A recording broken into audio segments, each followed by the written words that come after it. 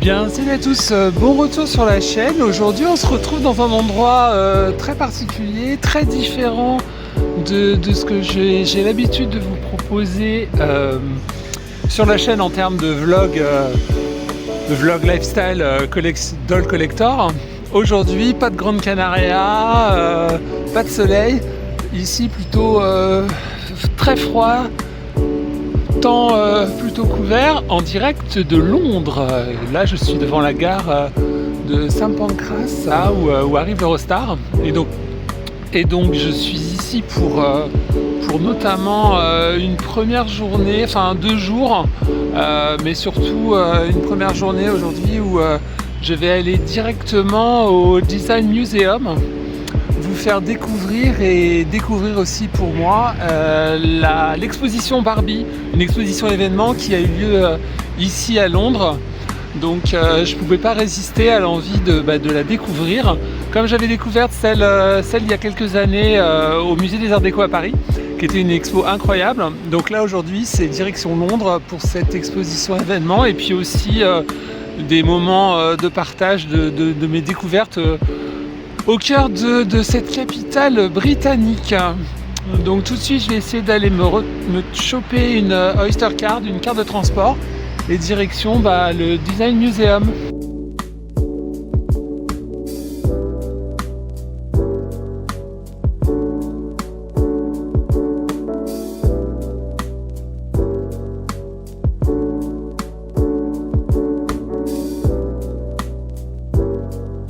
Donc voici devant la merveilleuse affiche de l'exposition Barbie du Design Museum, donc qui a lieu jusqu'au 23 février 2025, donc vous avez peut-être encore un peu le temps.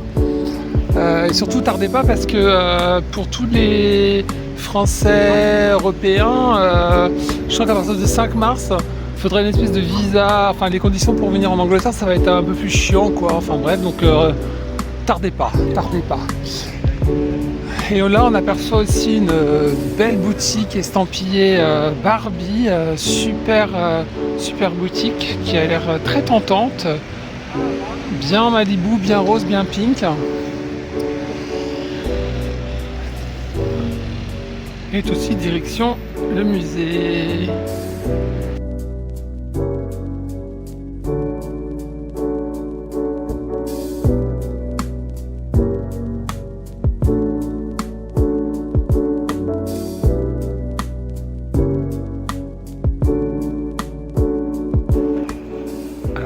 Incroyable.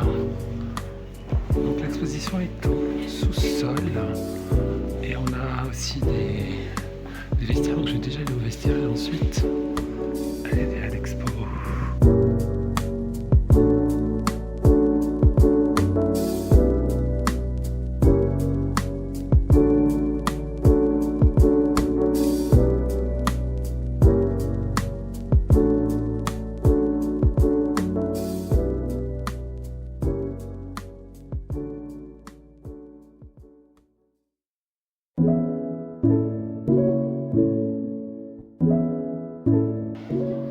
On a pu apercevoir la première Barbie, donc certainement une reproduction.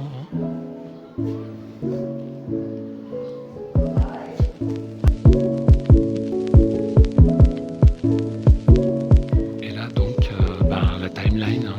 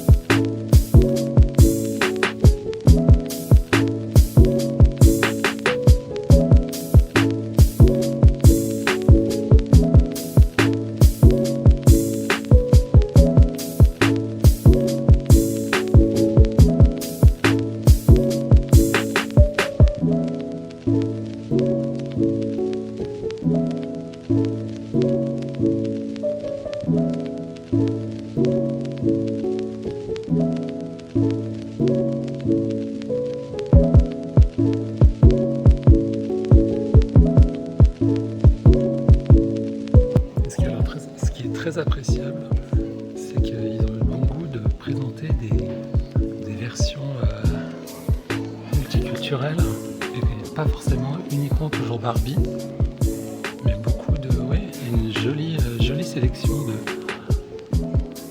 de dolls version afro-américaine.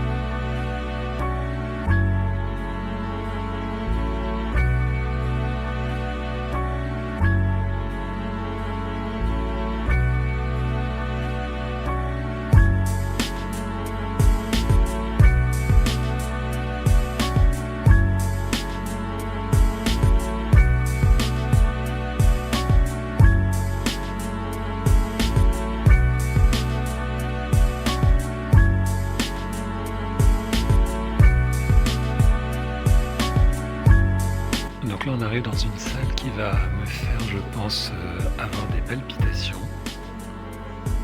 Et là, devant moi se trouve la Dream House de 78, mon Graal absolu, que je vois pour la première fois à taille réelle et que je me dis que jamais je ne pourrai posséder, tellement elle est gigantesque.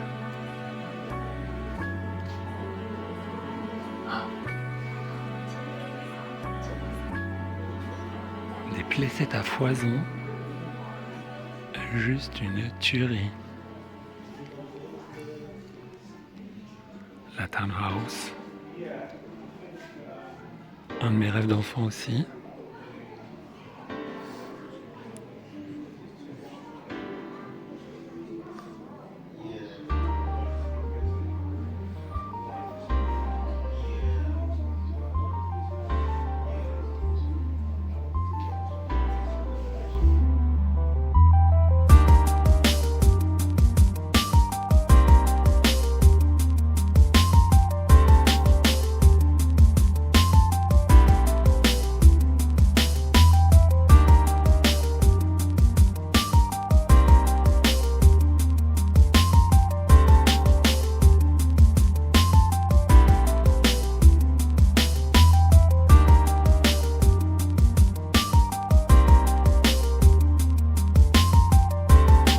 Cette pièce recèle tellement de pièces de collection incroyables. C'est comme cette piscine aussi, dont j'ai toujours rêvé et qui me fait prendre conscience qu'elle est elle aussi gigantesque. Chaque vitrine met en lumière des grands thèmes de Barbie. Donc la Executive Woman, Successful Woman, là, les métiers, les femmes empowering women, là-bas aussi Barbie pour président, ici des playsets sur la vie de tous les jours, la poste, l'école, elle a également les courses, chef cuisinier, infirmière.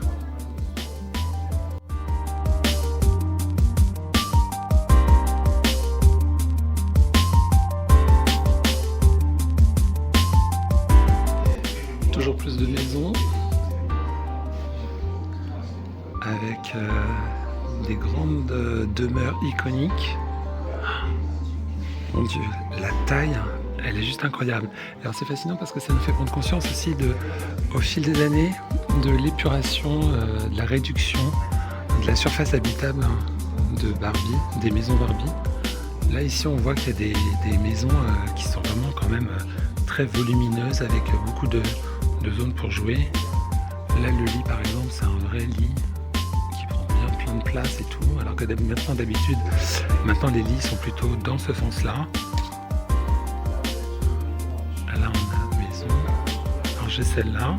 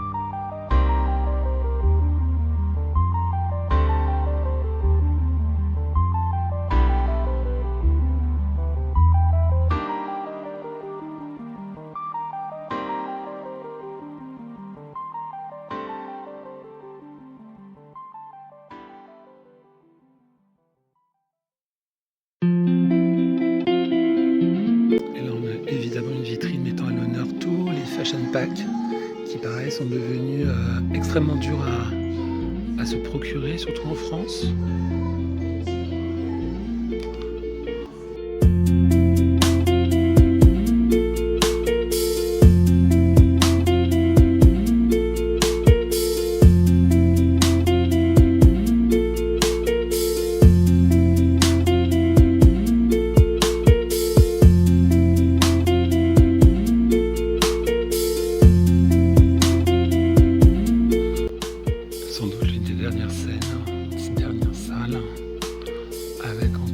Plein de propositions incroyables avec là par exemple des costumes 100%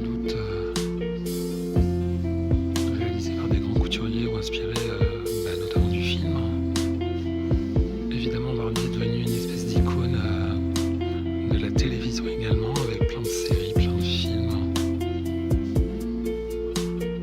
Je recommande vivement la dernière série où elle joue les détectives avec Brooklyn sur Netflix, qui est une série assez intéressante. Là ici c'est dans Dream Job, la réalisation des dioramas.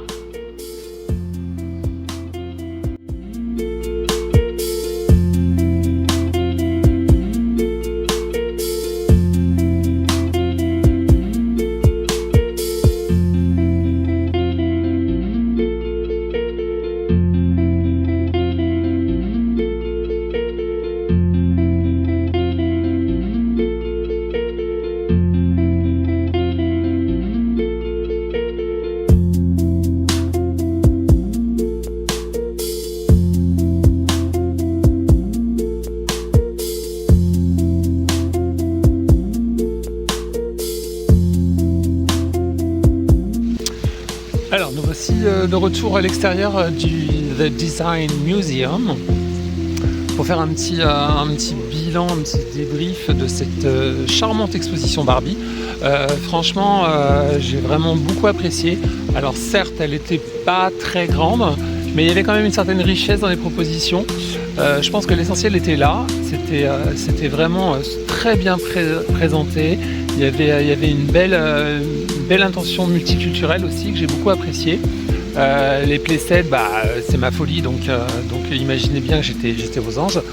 Donc voilà, donc j'ai vraiment un grand moment super agréable pour tous les collectionneurs de poupées Barbie comme moi. C'est vrai que par rapport à l'exposition qu'il y avait eu à Paris, elle est un peu moins importante. Voilà, parce que c'est vrai que l'exposition au musée des arts décoratifs était vraiment incroyable, mais celle-ci mérite vraiment le détour, mérite vraiment un billet d'Eurostar. Pour information, il y en a une aussi, je crois, en Italie, à Milan, il me semble. Alors après, je connais pas les dates, mais voilà quoi. Donc franchement, si vous avez l'occasion avant le 25 février, je crois, de venir à Londres, surtout n'hésitez pas. Venez à cette exposition Barbie au Design Museum, c'est vraiment un très beau moment. Merci encore à eux. Je vais continuer ma petite journée, sans doute aller prendre un petite collation avant d'aller faire mon check-in à l'hôtel. Je vous avais dit au revoir, mais en fait j'ai oublié, il y avait la boutique à aller visiter, la boutique de l'expo. Hop, c'est parti.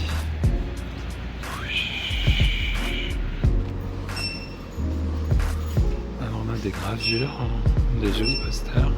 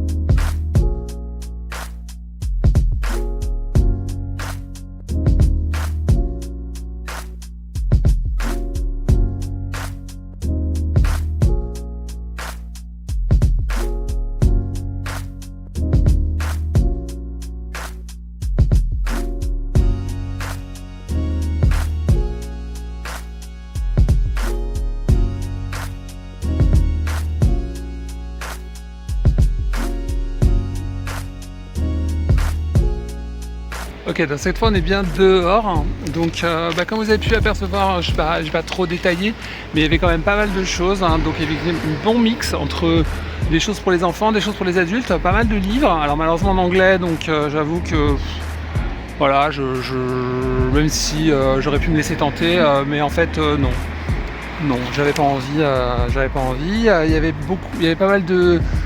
Il y avait des cartes postales, il y avait des porte-clés, il y avait des mugs, il y avait des t-shirts, enfin voilà, comme vous avez vu. Donc c'était assez intéressant, des jouets, et je me suis évidemment pris un truc.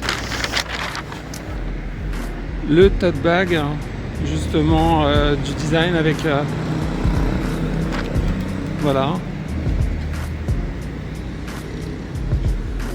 Donc c'est plutôt, voilà, je me suis laissé tenter, même si je suis un peu réticent parce que c'est quand même blanc, et blanc c'est très salissant. Mais j'avoue que ouais, j'ai pas pu résister au dessin, au design.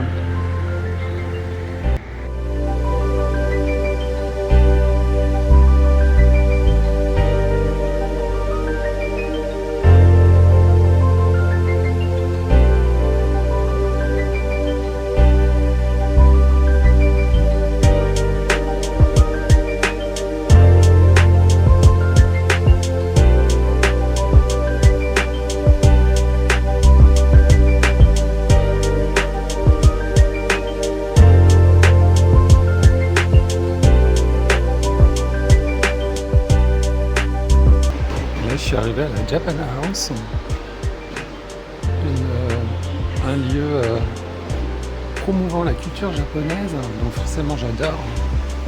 Là on a une petite exposition, c'est un lieu où il y a un restaurant, un café, et aussi une boutique et un lieu d'exposition. Et là c'est autour de la pâtisserie japonaise.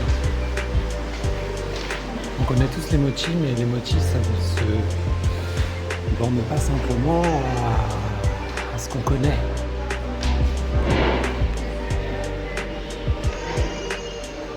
Regardez cette beauté.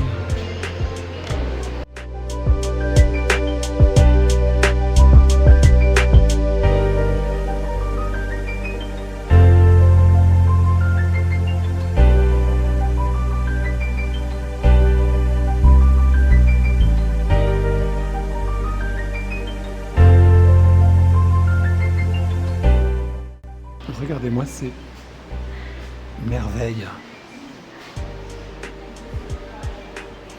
Donc ça c'est des pâtisseries. Melon soda, cream soda aussi, du soda et de la glace.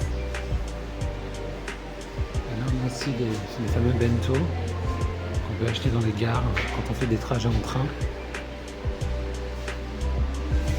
Alors là je suis au sous-sol de la Japan House où il y a une exposition sur les reproductions de nourriture qui sont faites et qu'on peut voir à l'extérieur des restaurants.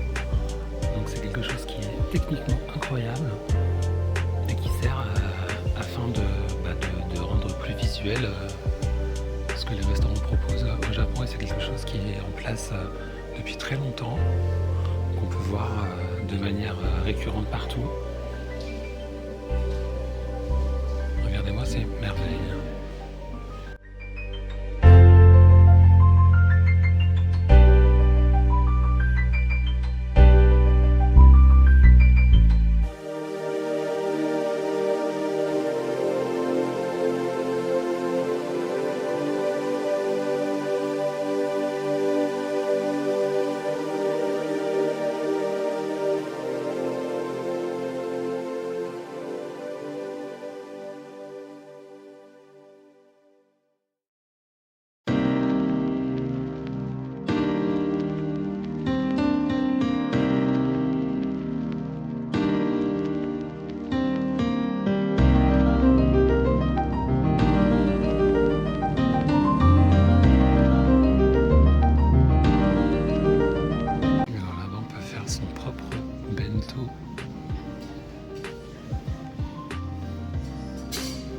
Alors,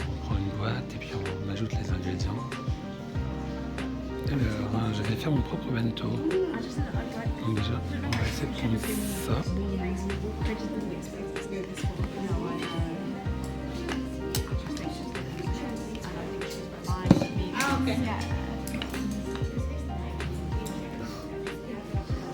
Ensuite, je vais me prendre évidemment du poulpe.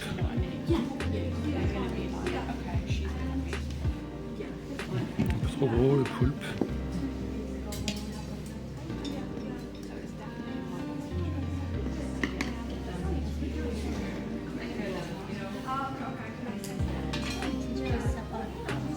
Là on a du karagué.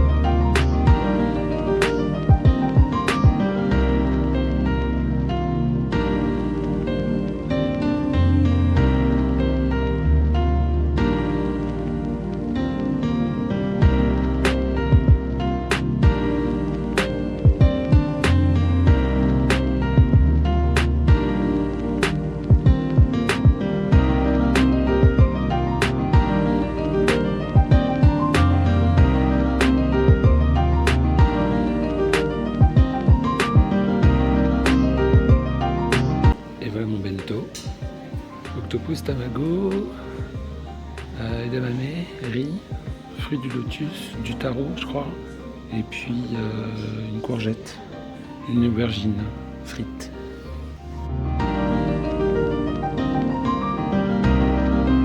Donc voilà, petite expérience assez drôle qui nous a permis de créer son propre petit bento avec des facsimilés de nourriture. Bon, je vais remonter, récupérer mon sac et reprendre mes petites aventures.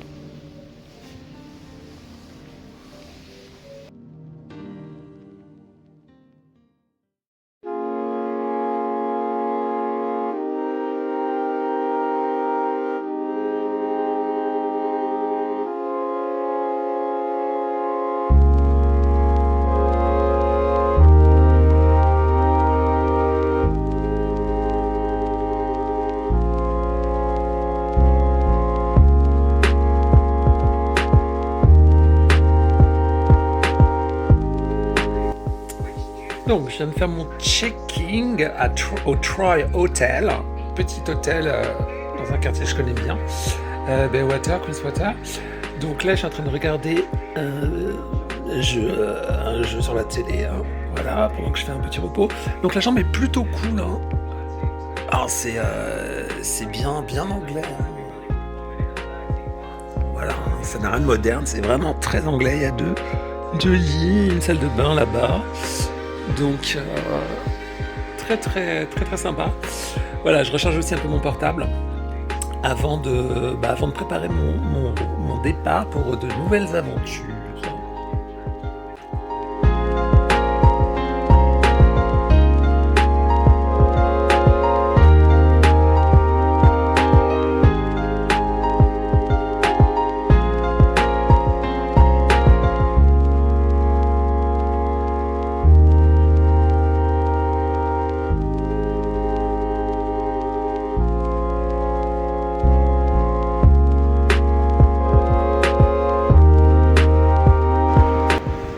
Et là, je vous propose d'aller à la Halcyon Gallery pour voir, je ne sais pas, mais je ne sais pas, il y a quelque chose sur David Hockney, un designer, un artiste, un peintre. Voilà, donc on va aller faire un tour, on va faire un peu de culture, c'est quelque chose de gratuit. Et c'est, voilà, donc ça a attiré mon attention.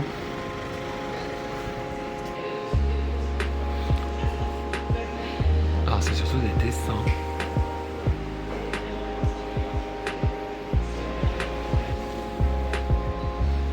c'est un dessin de lui avec Picasso intitulé L'homme au chapeau, une peinture de 65.